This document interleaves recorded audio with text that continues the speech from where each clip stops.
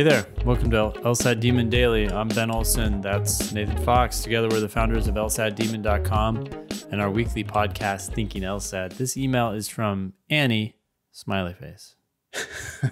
Hey, Ben and Nathan, I took your advice to wait a year and apply for next cycle so that I can give myself the best chance for admissions and scholarships. Love that. Okay. No wonder she's smiling. That's a good decision. Yep. With the 2023 application cycle approaching quickly, I was wondering if you had a checklist of items you recommend that we should have ready to go before applications open. For example, the best LSAT score we can get, transcripts, resume, personal statement, etc. Anything you guys could think of in addition to these things would be helpful for first-time applicants. Exclamation point. Thank you, Annie, smiley face. Okay. The only concern I have about talking about this list is I fear that the items 2, 3, 4, 5, and 6 can become excuses to not focus on item number 1. Well, although LSAT's not even number 1, right? GPA. So yeah. Items 1 and 2. Yep. So, right. We should do this actually, or maybe our team, if you're listening, make us a little graphic where 1 and 2 are like gigantic. You could make a checklist. You can't even like read. 3, 4, 5, 6. They're like down on the page. They're like microscopic font, but 1 and 2, gigantic. The best grades you can get. And that means don't even worry about the LSAT. If you're still an undergrad, you need to be getting straight A's in every class. So that's number 1 on the list. Yep. And what's number 2? Number 2 is your best LSAT score. And really, the rest of your list needs to be blurry and not legible, right? I don't want you looking at the best LSAT score and then kind of like, oh, well, this is a little difficult, so I'm going to mosey on down here and work on something else, right? But these law schools tell me that they look at applications holistically, and they're telling me about my personal statement and my letters of recommendation, and I need to work on those. Yeah, well, they absolutely do not have your best interests in mind. Yeah, they're just trying to get you to tick off all the boxes. For them, the boxes have equal weight because you have to do all of the boxes. They can't admit you if you don't do all the boxes. All they want, they're not trying to make you a better applicant. They're trying to make you apply. They want your application now. That's all they want. They don't want you to be a more savvy applicant. They want you to be a less savvy applicant. They just want you to be an applicant today. That's what they want. Yeah. So they're going to give you bad advice about all this other shit. But here's the fact, Ben. This is the most compelling fact, I think, that we have to offer. We can predict how much scholarship money you're likely to get based on your LSAT and your GPA and a checkbox for URM status. Yep. Now, we can't predict it with perfect accuracy, but we can predict it with increasingly good accuracy. Yep. Based on those 3 tiny little bits of data. Yep. And then people always ask me, they're like, but my master's, but I got it, but I was, I wrote a paper with this. I've got a letter of recommendation from a blah, blah. I have really good softs. Just all those things that are all fall under the larger umbrella of softs. But my work experience, blah. And it's like, okay, let me repeat myself. I can predict your scholarships to law school, not just whether you're going to get in. I can predict how much money they're going to offer you. Yep. Based on your LSAT, your GPA, and whether you're URM or not. URM is a small factor, but LSAT and GPA. I can predict whether they're going to offer you money based on your LSAT and your GPA. But it's like everybody wants to go back to these issues, and it's like, okay, but I don't know. They're just, why are people so resistant to facts? Yeah. Now, again, it ain't perfect, but it's a damn good tool. Go to lsatdemon.com/scholarships if you want to see the tool that I'm talking about. Yeah, and once you have those 2 things, I want you to get these other ducks in a row. I want you to get your transcripts. I want you to get your resume. I want you to work on your personal statement more than 2 days. I want you to get your letters of recommendation. You need to get these things to apply. I want you to decide on which schools you are going to apply to. The problem about talking about these things is not that they're not good. It's that I don't want them to compete with what is absolutely essential and the most important. Yeah. The only two that are going to take, well, I guess there's three that might take significant time, but there's two of these elements that are out of your control. Yep. Getting the transcripts submitted from your undergraduate schools, schools plural, if there were more than one.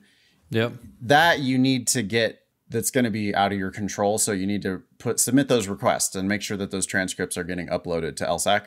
Yeah. The other one, even more time consuming, is letters of recommendation. Those requests can just sit in your recommender's inbox for months and they could do nothing with them.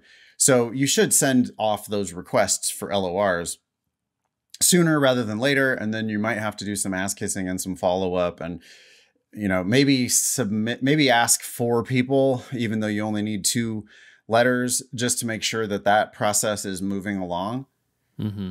But those are things to do when you're either already done with your undergrad and done with your LSAT, or late at night, you're too tired to do the LSAT, your eyes are burning, but you want to do something productive. Yeah. And you can't give it your best on your schoolwork or on your LSAT. Okay, submit those letters of recommendation requests. Submit those transcript requests. Sure. The only other one that really should take any time, because it's not like addenda and all these other essays and stuff. I mean, that's just like so far down the power ranking of things that actually matter to law school admissions. Your personal statement is the thing that, if they really are on the bubble about you, which you're not going to be on the bubble if you don't have the right LSAT and GPA, or if you have a good enough LSAT and GPA, you're also not on the bubble. You're well above it. Yeah. Because you're just, they're thinking about how much scholarship money they're going to offer you. But the personal statement is how they differentiate, like from like. Mm-hmm. Mm-hmm. That said, Ben says he wants you to work on it for more than 2 days. Maybe, but I think you could draft it in an hour. I think you could put it away, look at it again 2 days from now, clean up the editing, ask a friend, clean up the editing again, keep cutting, write it longer and cut it down. But this is not an arduous writing assignment. Ultimately it's a 1.5 pages about the thing you know more about than anyone on the planet, which is you. Mm-hmm. So it's just not that hard to write your personal statement. Write a shitty first draft, maybe write a couple different shitty first drafts, put it away, come back and edit it. Just make sure it's clean. It isn't the type of thing that you should waste significant chunks of your life on, as evidenced from the fact that law schools and even law school admissions consultants they seem to advocate writing a bunch of bullshit in your personal statement. Mm-hmm. Ben doesn't have anything to offer. He's just waiting for me to shut up. Well, I mean, yeah, it's just, I do think people struggle with their writing, and could they do spend more time on it. But this is all assuming that these other things are in place. I keep thinking about like trying to put together a team, right? Like you're trying to put together a basketball team or a football team, and some kid comes to you and they clearly have game, right? Like they can play, yep. But they didn't submit their application correctly. You're like, you know what? That's okay. We're gonna get other people to get that all sorted out so you can play on my team, right? But if you don't have game, then it's like, I don't care that you showed up on time to the first practice and you're smiling and you've got your all your forms submitted. It's like, yeah, but you can't play. So your LSAT score is your indication that you can play this game called law school and lawyering. Yeah. And your GPA, your UGPA, your undergraduate GPA. Those two things together show that you have game, and everything else can be cobbled together, but those can't be cobbled together. No, we need to do this. Team, if you're listening to me, your boss is asking you to do this. Make a law school application checklist where there's 2 giant boxes at the top and then like super tiny font with all the other things that you need to do. Because it really is. I mean, law schools they're not going to be honest about this. They hate the idea that you're just a number to them. You know, they're going to give you all manner of bullshit about how they look at applications holistically and on and on and on. But the scoreboard says otherwise. The American Bar Association 509 data says otherwise. Every law school has very narrow ranges of LSAT and GPA. And yeah, sure, there's exceptions, but you don't want to be a barely squeak in exception who has to pay full price. You want to be the one who's there on a scholarship.